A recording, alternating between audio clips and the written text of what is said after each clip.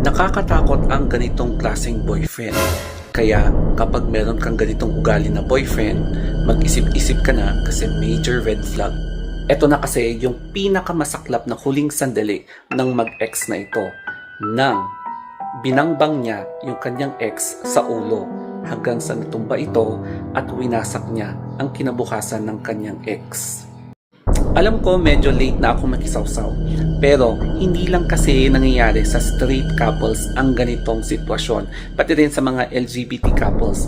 Meron din dyan yung domestic violence, tapos yung iba mahantong sa tsugihan, no, 'di ba? So, condolence na lang sa pamilya ng naiwan ng biktimang ito dahil sa crime of passion. Pero disclaimer, magre-react lang ako basing sa napanood ko, nabasa ko at nasubaybayan ko sa mga news. And syempre, i-relate ko dito yung aking personal experiences. Kasi nga, LGBT relationship na ito na nahantong sa crime of passion. Ito yung tanong. Paano nagawa ni Fatah na pabagsakin ang kanyang ex-boyfriend na si Jason? So, basing sa aking nakalap na information, dahil ito sa pagkikipag-break ni Jason kay Fatah. So mukhang hindi nakayanan or hindi talaga na-accept or hindi talaga nag-sink in kay Jason na wala na sila ni Jason. Kaya ginawa niya ang unthinkable na the only way para hindi maangkin ng iba ang kanyang ex is pabagsakin siya. So let's explore kung ano nga ba yung possible reasons bakit nagpaghiwalay kay Jason kay Fatah na hindi talaga natanggap ni Fatah. Ang isang possible reason ay pwedeng kalibugan, no? Yung hindi masatisfy sa iisang partner, kumbaga dahil sa multiple partners. Kasi usually ganyan sa mga same-sex couples kung bakit nakikipaghiwalay dahil sa mga third or fourth or fifth party. Tapos ang pangalawa possible is yung financial issues. Pero sa tingin ko naman hindi pera ang naging problema kung bakit sila naghiwalay, no? Kasi may kanya-kanya naman silang business o kaya trabaho, kaya hindi din sila user sa isa't isa, no? So malay nyo nga naman, di ba? And then ang isa din dyan ay posibleng na-fall out of love sila sa isa't isa, na kumbaga nawawalan sila ng spark, mga ganyan.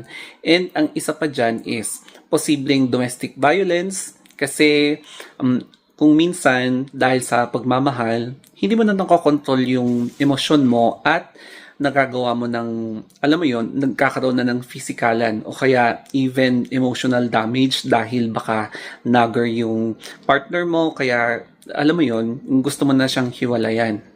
Sa totoo lang, marami ang naiinggit sa kanilang relationship. Lalo na nung kasikatan pa ng kanilang relationship na nagmamahalan pa sila, na very open sila, very vocal. Kaya marami ang nagsusuporta sa kanilang dalawa, pati yung kanilang family. So, medyo nagpo-post-post din silang dalawa sa kanilang social media na pinopost kung gaano nila kamahal ang isa't isa. Pero marami talaga ang hindi inaasahan na yung pag-ending ng kanilang relationship ay mauuwi lang pala sa dahas. Habang pinapanood ko yung video, kinikilabutan talaga ako, no? Pero ang napansin ko kay Fatah pagkatapos niyang pabagsakin yung kanyang ex, naging balisa siya. So, alam mong very guilty siya, hindi niya alam yung ginagawa niya.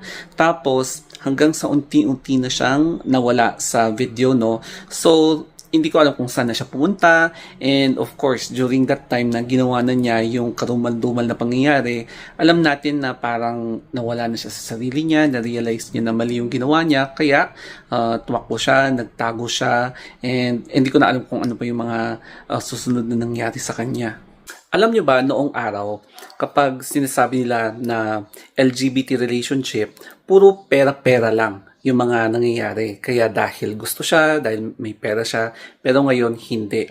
Iba na kasi yung LGBT relationship ngayon kasi meron na talagang real love. And yung ibang ganitong relasyon, dahil sa sobrang pagmamahal, hindi na iiwasan ng isang party na humahantong sa crime of passion katulad nito.